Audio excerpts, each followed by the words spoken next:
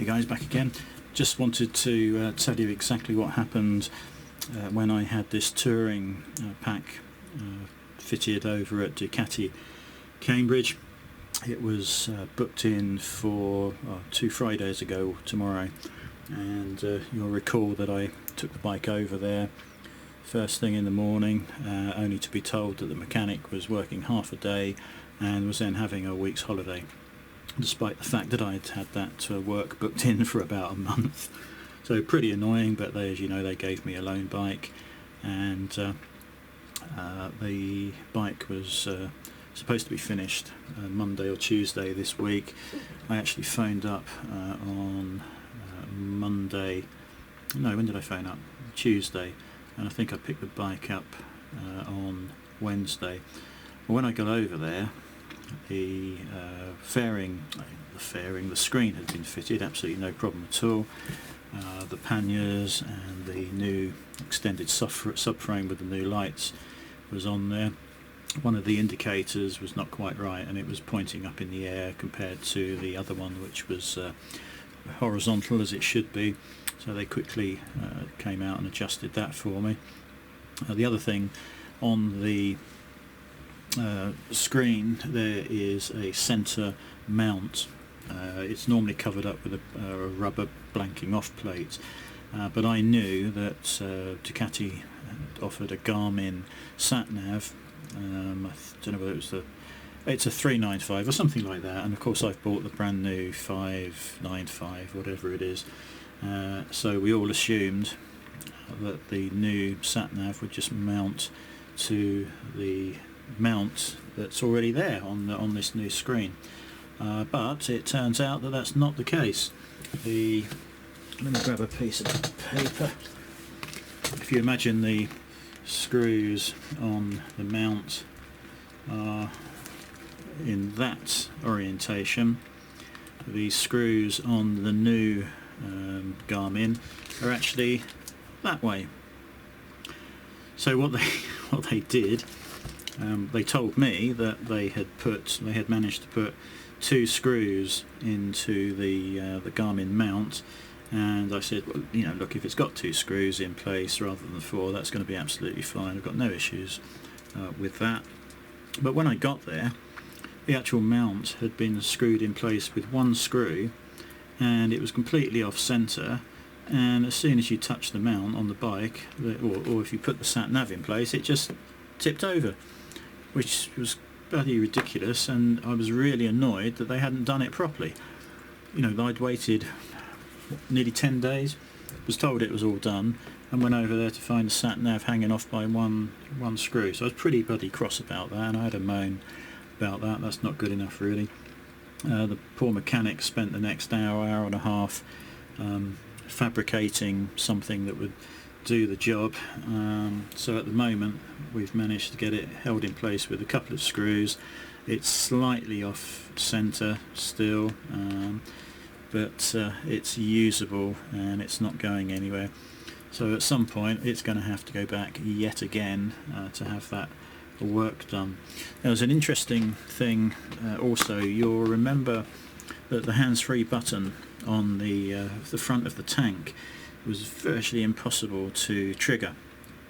On the lone Ducati Diavel Carbon, the button, if you just touch it, the bike fires up. No problems at all. On mine, you've virtually got to break your finger to press the button. Anyway, so they'd ordered a new hands-free button and fitted it, and it made no difference. And actually it appears that the problem is the actual plastic shroud that's around this button has somehow been moulded incorrectly. So when they tried to fit the new button and shroud, exactly the same problem was arising. And I know this button issue is a problem for a lot of Ducati, I assume Diavel only, I don't know on the other bikes, but it's very, very hard to get it to work, and it shouldn't be. It should just be a matter of a simple press and the whole system comes alive, whether you've got the key in your pocket or you're using the pin code option. So this plastic shroud is actually not quite right, and as you press the button, the shroud is pushing the tip of the button away from the actual switch that it's got to make contact with. So yeah, there's an issue there, and we've now got to wait to see if Ducati have resolved it, whether they've had a dodgy batch, or what the issue is. So it's going to have to go back for that hands-free button to be sorted. On the rear of the bike now there is a very small rack.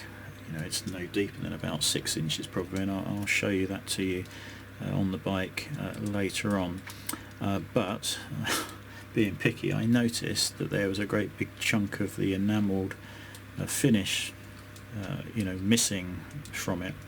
So again, they've taken a photo of that, and they're going to have to get another one in, and it's quite possible that it comes as part of the full touring kit. So we're going to have to either get the full touring kit in and then just fit the new rack. So again, that's something else that's not right. The actual panniers themselves seem very nice.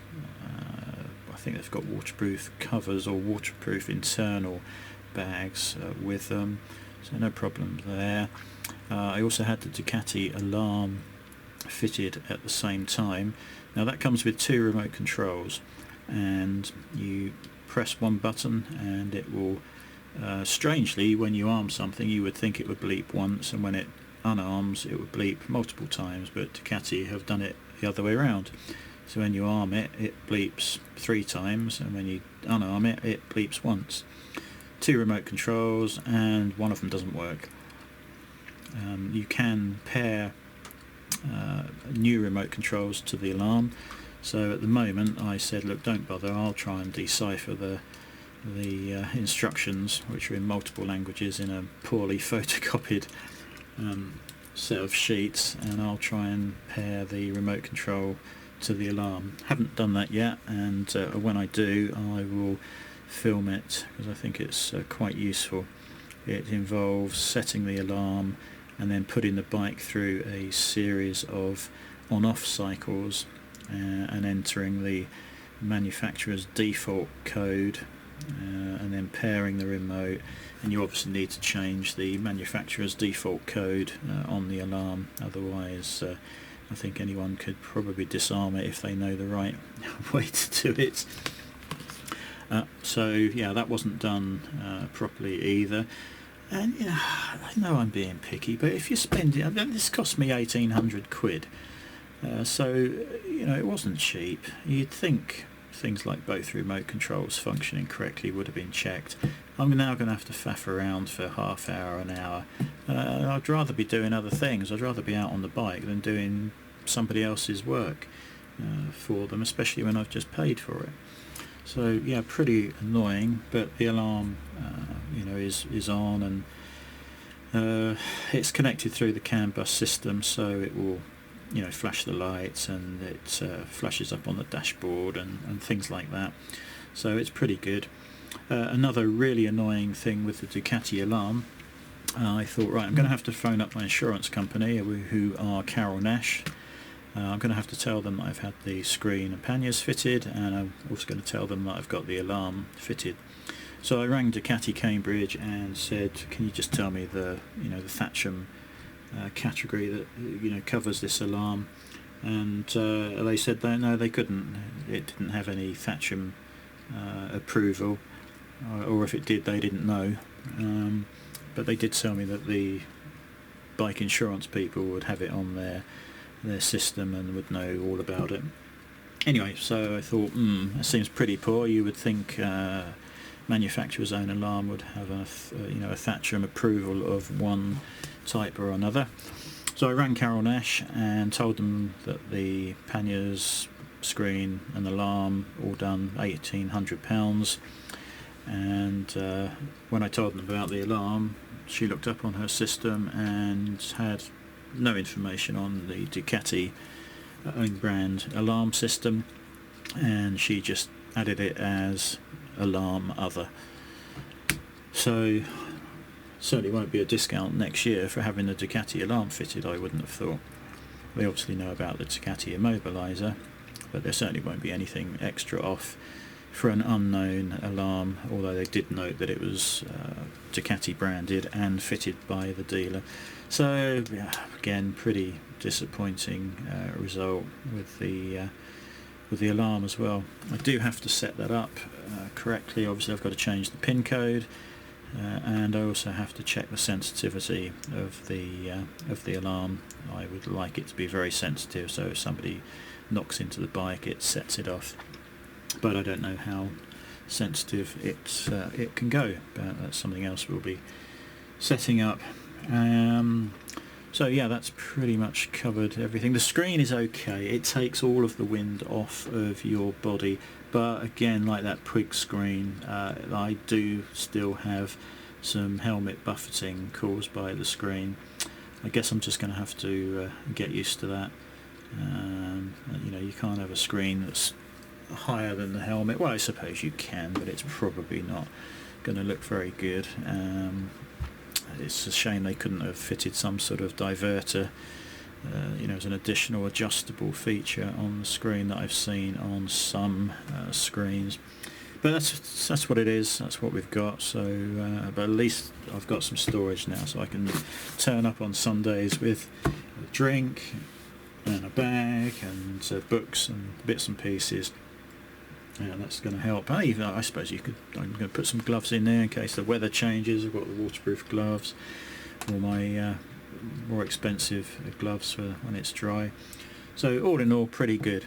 But the cherry on the bloody cake was I had a squeaky clutch lever, and it didn't appear to be the pivot point. I think I may have mentioned this already. I thought it was more the rod that's activating the cylinder's piston. So anyway, as they were reading off the list of charges, blah blah blah, and they said, oh, £6.50 for greasing the clutch boot and mechanism. I thought, £6.50 for a bike that's two months old?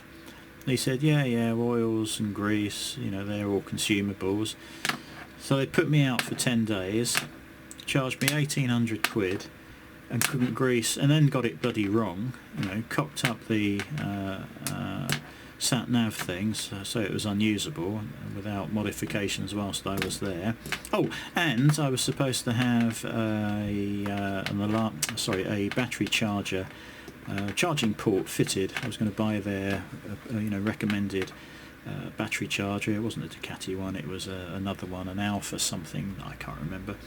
But they were going to modify the wiring. I think they just cut the old socket off and popped the new one on, and they fit it somewhere on the bike that's accessible without taking the seat off. And I just mentioned that, and no, they'd forgotten to do that as well. So to charge me £6.50 for greasing the clutch mechanism, I thought was a bit rich, really. But hey, it's just me perhaps. Anyway, that's enough of that. This video's really dragged on into 2 or 3 clips probably, but I thought I'd give you the rundown of my usual bad luck when it comes to dealers and and stuff like that. But it's back, still work to be done on it, and it'll have to go back to have that work done at some point. Anyway, next video I'm going to take you out and show you the bike and see what you think of it. Catch you later.